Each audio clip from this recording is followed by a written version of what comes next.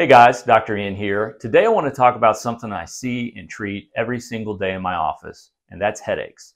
So the first thing that you need to understand about headaches are that they're very common.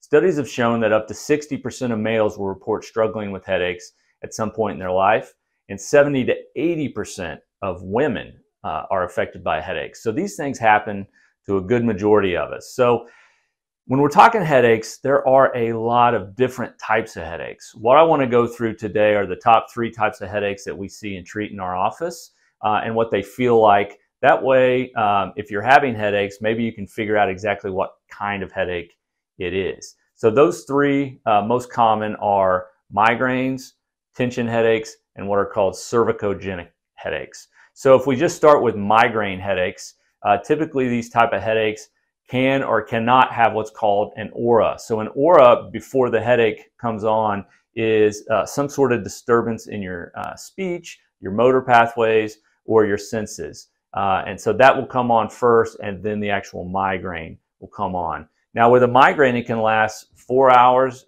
up to 72 hours, and they're typically moderate to severe in intensity.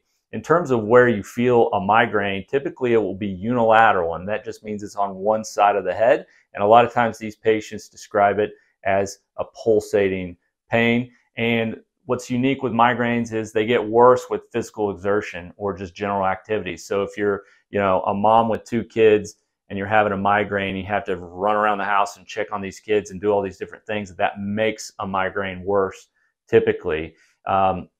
The other factors with a migraine are a lot of times you can have sensitivity to light or sound. So a lot of these patients prefer to be in a dark room with the lights off or in a quiet room until it goes away.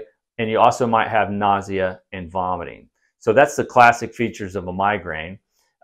With a tension headache, these headaches are typically mild to moderate, and they can last 30 minutes or they can last 7 days.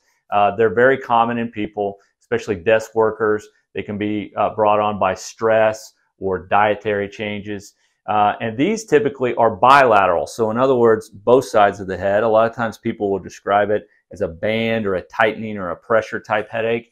And if you're somebody that's physically active, or the example I gave of the mom with the 2 kids being some physical exertion, typically a tension headache will not get worse with physical exertion. And always with a tension headache, you should not have sensitivity to light, sound, nausea, or vomiting. Typically, that's just with the migraines. The third kind of headache is what's called a cervicogenic headache. And that just means, if you break down that word, it's kind of tricky. Cervical is just referring to the cervical spine. The cervical spine is the neck. So cervicogenic, genic just means like Genesis, starting from. So it's starting from the cervical spine. In other words, joints in your neck are actually causing your headache. And most of the time with a cervicogenic headache, it can be bilateral or unilateral. So it can be kind of tricky and live in between those symptoms of a migraine and a tension headache.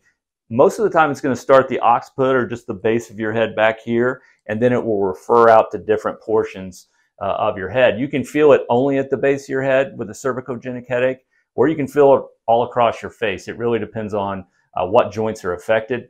With these patients, typically posture affects their headache, the intensity of it.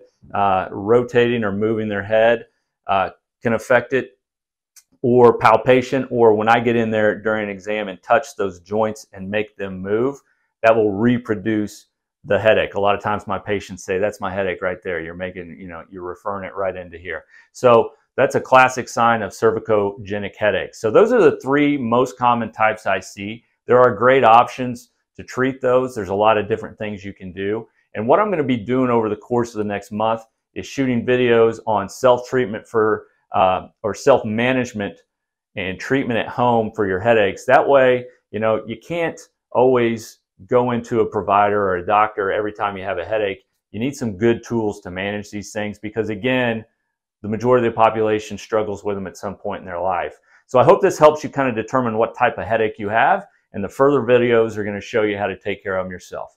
Talk to you soon.